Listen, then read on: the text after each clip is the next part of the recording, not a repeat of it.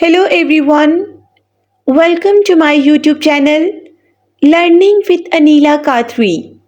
Students, in today's video, we are going to discuss chapter number 2 of Organizational Behaviour, that is, diversity in organizations.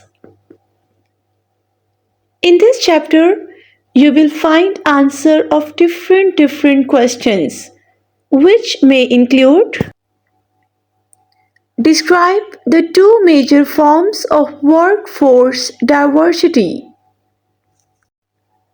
After reading this chapter, you will be able to answer or identify the key biographical characteristics and describe how they are relevant to OB.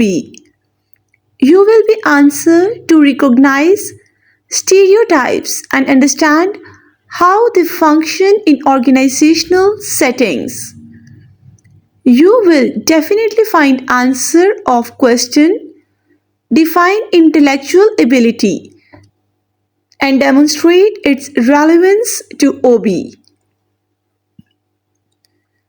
This chapter will give you clear answer how to contrast intellectual from physical ability.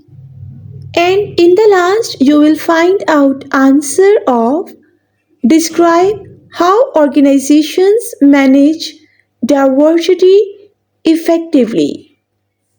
So these are the topics which we are going to cover in this chapter. Coming toward answer of question number 1. Describe the two major forms of workforce diversity. You can see here, diversity management can be surface level diversity and deep level diversity. There are basically two forms of diversity management: surface level diversity and deep level diversity. Okay, this slide will give you a detailed information about types of discrimination in the organization. You can see here discriminatory policies or practices. Definition: actions taken by representatives of the organization that deny equal opportunity to perform or unequal rewards for performance. Examples from organizations: older workers may be targeted for layoffs because they are highly paid and have lucrative benefits. Sexual harassment: unwanted sexual advances and other verbal or physical conduct of a sexual nature that create a hostile or offensive work environment. Examples from organizations: salespeople at one company went on company paid visits to strip clubs, brought strippers into the office to celebrate promotions, and fostered pervasive sexual rumors. Intimidation: overt threats or bullying directed at members of specific groups of employees. Examples from organizations: African American employees at some companies have found nooses hanging over their workstations. Mockery and insults: jokes or negative stereotypes, sometimes the result of jokes taken too far. Arab Americans have been asked at work whether they were carrying bombs or were members of terrorist organizations. Exclusion: exclusion of certain people from job opportunities, social events, discussions, or informal mentoring can occur unintentionally. Many women in finance claim They are assigned to marginal job roles or are given light workloads that don't lead to promotion. Incivility, disrespected treatment, including behaving in an aggressive manner, interrupting the person, or ignoring his or her opinions. Examples from organizations. Female lawyers note that male attorneys frequently cut them off or do not adequately address their comments. Coming toward next part. Biographical characteristics and how are they relevant to OB? Those readily available in a personnel file. Number 1. Age. Belief is widespread that job performance declines with increasing age. The workforce is aging. Biographical characteristics and how are they relevant to OB? Those readily available in a personnel file. Number 2, that is gender. Few issues initiate more debates, misconceptions, and unsupported opinions than whether women perform as well on jobs as men do. Few, if any, important differences between men and women affect job performance. Psychological studies have found women are more agreeable and willing to conform to authority, whereas men are more aggressive and more likely to have expectations of success, but those differences are minor. Biographical characteristics and how are they relevant to OB?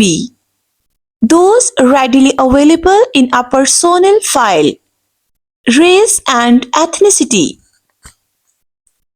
Employees tend to favor colleagues for their own race in performance evaluations, promotion decisions, pay raises. Different attitudes on affirmative action or quota filling can affect the performance of minority groups in the organization. Next point is disability. A person is disabled who has any physical or mental impairment that substantially limits one or more major life activities. The reasonable accommodation is problematic for employers. Strong biases exist against those with mental impairment. Tenure. The issue of the impact of job seniority on job performance has been subject to misconceptions and speculations. Religion. Although employees are protected by federal law regarding their religion, in some countries, it is still an issue in the workplace. Biographical characteristics and how are they relevant to OB? Those not readily available in a personnel file. Sexual orientation. Federal law does not protect employees against discrimination based on sexual orientation. Gender identity. Often referred to as transgender employees, this topic encompasses those individuals who change genders. Coming toward next topic, that is stereotypes and how they function in organizational settings. Discrimination is to note a difference between things. Unfair discrimination is assuming stereotypes about groups and refusing to recognize differences. Define intellectual ability and demonstrate its relevance to OB. Ability is an individual's current capacity to perform various tasks in a job. There are two types of abilities: intellectual abilities and physical abilities. Define intellectual ability and demonstrate its relevance to OB. Intellectual abilities are abilities needed to perform mental activities, thinking, reasoning, and problem solving. Most societies place a high value on intelligence, and for good reason. Intellectual ability may consist on these factors: number aptitude, verbal comprehension, perceptual speed, inductive reasoning, deductive reasoning, spatial visualization, and memory.